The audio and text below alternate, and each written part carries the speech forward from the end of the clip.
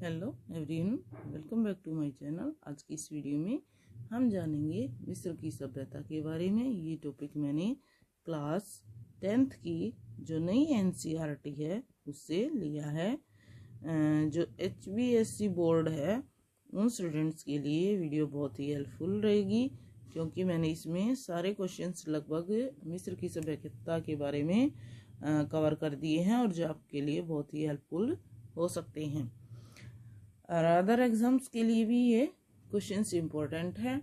तो आज की इस वीडियो में हम जानेंगे कि ये विकास इसका कब हुआ, किसके समकालीन ये सभ्यता मानी गई है। जैसे कि फर्स्ट क्वेश्चन मैंने यहाँ लिखा है, मिस्र की सभ्यता का विकास कब हुआ।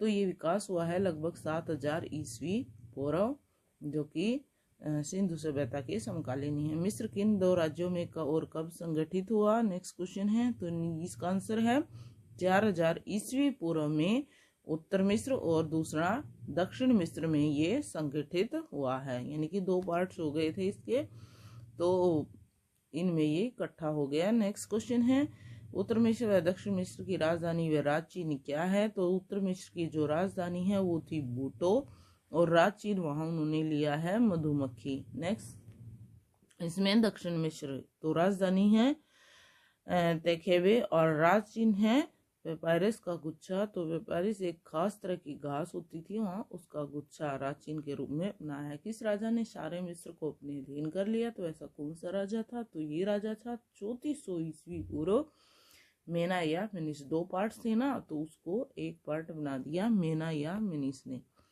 मिस्र में राजतंत्रात्मक शासन व्यवस्था किसने स्थापित की है। तो ये शासन व्यवस्था स्थापित करने का श्रेय जाता है मेम्फिस को। ठीक है। नेक्स्ट है, मिस्र के ज्ञान को किस शासक ने दुनिया तक पहुंचाने की कोशिश की। तो ये है नेपोलियन बोनापार्ट। कहाँ से है ये, फ्रांस से। फ्रांस का जो नेपोलियन बोनापार्ट है उसने ये दुनिया तक पहुंचाया है मिस्र का ज्ञान। मिस्र के राजाओं को क्या कहा जाता था, तो उन्हें कहा जाता था फ्राउ। क्या कहा जाता था, फ्राउ। मिस्र के इतिहास को जानने का स्रोत क्या है। तो किस तरह से मिस्र के इतिहास को जान सकते हैं, 3 साधन है इसके, जैसे कि साहित्यिक साधन, पुरातात्विक साधन और आधुनिक। तो पुरातात्विक साधन और इनके बारे में बारी करके जानेंगे। तो फर्स्ट है जैसे साहित्यिक साधन कौन से हैं, तो ये हैं हेरोडोट्स, डियोडोट्स और मेनेथो की रचनाएं। नेक्स्ट है पुरातात्विक साधन कौन कौन से हैं, पिरामिड, समाधियां, भित्तिचित्र, मंदिर और रोसेटा अभिलेख। ठीक है, कौन कौन से हैं, पिरामिड, समाधियां, भित्तिचित्र, मंदिर, रोसेटा अभिलेख। मिस्र के इतिहास को जानने के आधुनिक साधन क्या हैं, तो ये है एडोल्फ इरफान व JS बर्सेंट की उसके। जैसे भारत के इतिहास को जानने के अन्य बहुत से साधन है, इसी तरह से ये मिस्र के इतिहास को जानने के साधन है। तो हम कितने पार्ट्स में डिवाइड करते हैं इस इतिहास को जानने के लिए, इसको जैसे कि 3 पार्ट्स में डिवाइड किया गया है। फर्स्ट है जैसे प्राचीन या पिरामिड युग 3400 से 2160 ईस्वी पूर्व। मध्यकालीन या सामंतवादी युग जो 2160 से 1580 ईस्वी पूर्व के बीच का माना गया है। तीसरा है नवीन या साम्राज्यवादी युग जो कि 1580 से 650 ईस्वी पूर्व का माना गया है। नेक्स्ट है पिरामिड युग में किन 6 राजवंशों ने शासन किया। तो ये है नरमेर, अट्टा, जोसर, एमहोटेप, युसरेखाप और खुफू और खाफरे। ठीक है। मिस्र के शासकों ने किस देवता को अपना इष्ट देव माना है, तो वहां पे सबसे ज्यादा उन्होंने महत्व दिया है सूर्य देव को। इस देव किसे माना है, सूर्य देव।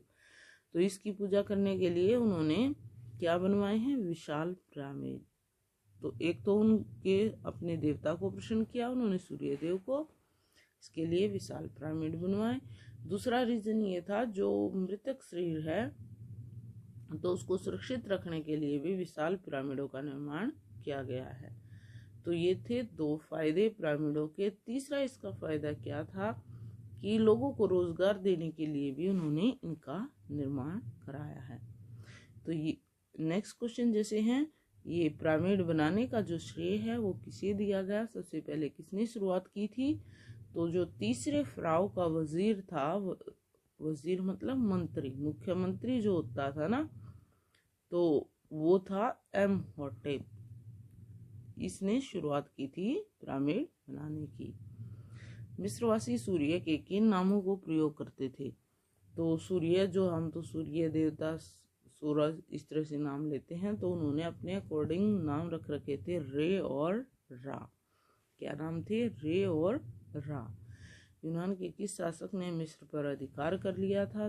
तो 332 ईस्वी पूर्व में सिकंदर महान का नाम सुना है, तो उसी ने यूनान इस पे मिस्र पे अधिकार कर लिया था। सिकंदर के बाद किसने शासन किया? तो सिकंदर के बाद शासन किया है टोलमी वंश के शासकों ने मिस्र पर शासित किया है। फराओ जो है, फराओ उसके दरबार की परिषद को क्या नाम दिया गया है? तो उसके दरबार की परिषद को नाम दिया गया है सारू, जो क्या करती थी? राजा को सलाह देने का कार्य करती थी। तो ये कौन सी परिषद होती थी? सलाहकारों की। कौन सी परिषद होती थी? सलाहकारों की। ठीक है। नेक्स्ट है, मिस्र में किन किन फसलों का उत्पादन होता था? क्या क्या लोग उगाते थे वहाँ के? तो ये उगाते थे जैसे भारत में भी गेहूं, जौ, कपास, सन एक रेशे का नाम है, रेशे वाला पौधा था ये।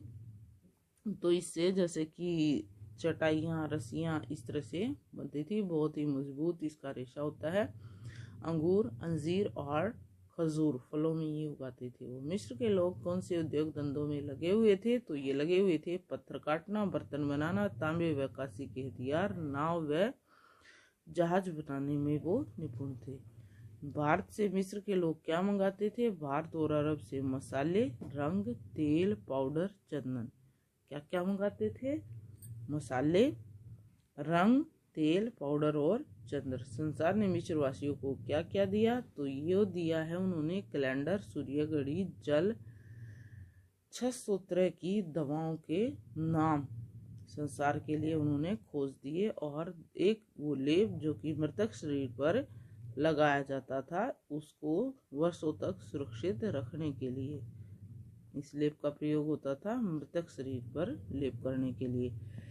मुख्य नदी कौन सी थी वहाँ की? तो ये थी नील नदी, जिससे व्यापार करते थे ये लोग। किस तरह के पौधे से कागज बनाते थे? तो ये हम पढ़ चुके हैं। जैसे वहाँ का राज चिन्ह था पेपायरस, तो इस घास के पौधे से वो कागज बनाते थे। ये थे मिस्र सभ्यता से संबंधित question. If you like my video please share and subscribe my channel.